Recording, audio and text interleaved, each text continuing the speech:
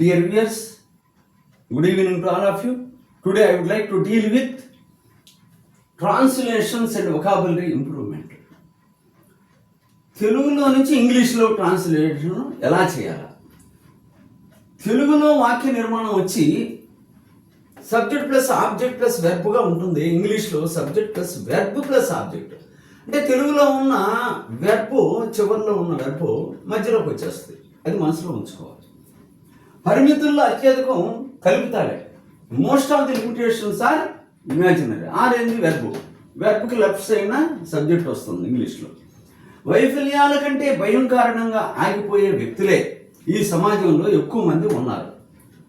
ఆగిపోయే వ్యక్తులు, స్టాప్ అయ్యేవాళ్ళు ఈ సమాజంలో ఎక్కువ మంది ఉన్నారంటాడు. ఇది వెర్బ్ అనమాట. దాన్ని బట్టి సబ్జెక్ట్ ఏదో కనుక్కొని దాన్ని మనం స్ట్రక్చర్ నిర్ణయించాలి.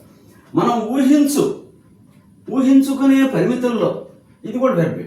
అత్యధికం నిజమైనవి కావు, కేవలం కల్పితాలు. ఒక్కసారి కార్యరంగంలోకి దూకామంటే అసాధ్యం అనే మాట మన ఆలోచనలోకి ఎక్కువగా రాదు. దూకామంటే వెర్బ్ అనమాట.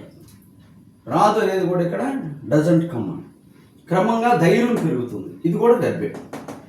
క్రమంగా ధైర్యం పెరుగుతుంది.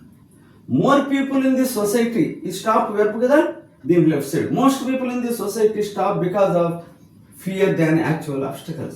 The limitations we contemplate, we imagine, are often not real, only creations of our minds. Once we step into action and enter the field of work, the word impossible no longer finds verb place in our thoughts.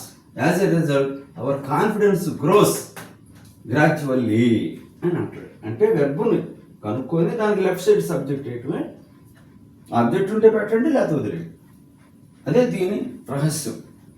Thank you very much for ever being with.